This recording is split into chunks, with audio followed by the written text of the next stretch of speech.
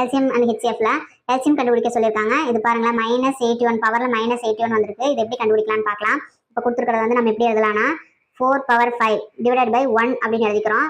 ஏன் எழுதுறன்றதை நான் சொல்றேன். அடுத்து 4 பவர் -81 -81னா கீழே வந்துடும் இல்லையா? அப்போ 1 பை 4 பவர் 81 இருக்கும். அடுத்தது பாருங்க 4 பவர் 12 டிவைடட் பை 1 எழுதிக்கிறோம்.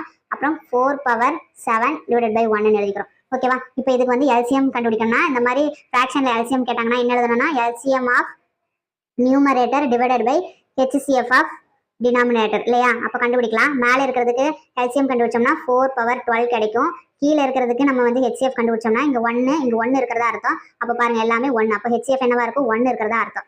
ஓகேவா?